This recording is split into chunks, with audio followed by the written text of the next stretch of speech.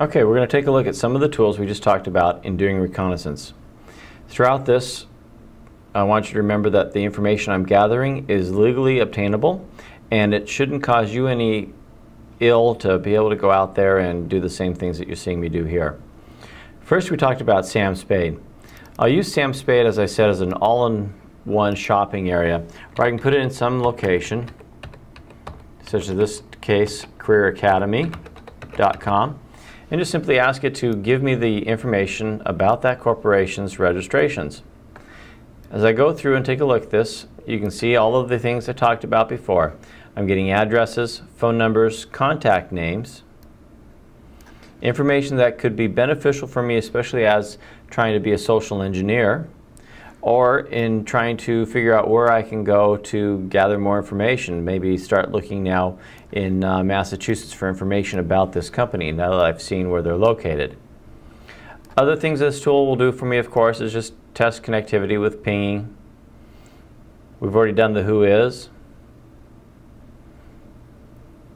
I can try the IP block range, going to Aaron to see if they can report the address range that belongs to this particular company. I can even do a trace route through here. Now, one of the issues about trace route, of course, has always been that the information I finally see doesn't help me understand where they were, what information I grabbed. So we'll take a look at another tool that can help me visually put together where this company might be as far as the routers I crossed to get there. What I'm looking for with the traceroute information is not which routers I used to get there, but to give me an idea of maybe who their service provider is, because I'm going to see that service provider equipment towards the last end of what it is I'm tracing. So another tool we might use here is one that's called Visual Route. And in Visual Route, I can feed it the same location. And it'll go from my point of view and basically trace a map to the location or the destination. We're up to 90% done. All right, so now I can trace in, I can magnify this in, and I get an idea of where I went to be able to get this information. Found it in 12 hops. Again, it just visually gives me an idea. I can use a lot of this information to figure out what service provider they're using.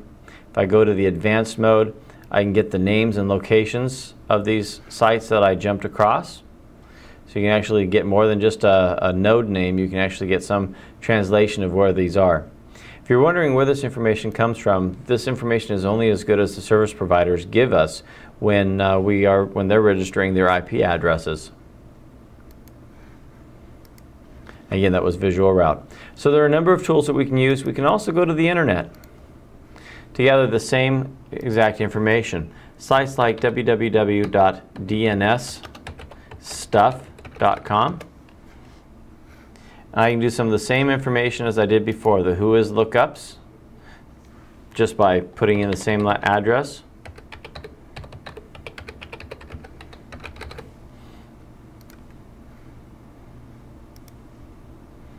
And we'll see if it gave us a who is results. Sometimes they have some issues connecting to sites like Network Solutions. Okay, so that one didn't give us all of the information we want. Another site we might go to is nettools.com, giving me the same type of options as far as what it is I'm looking for and what information I want.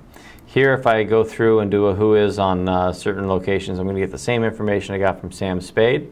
I just wanted you to see that you can get all of the same information through the internet without having to use any special tools. The great thing about the special tools is that it gives it to you all in one spot.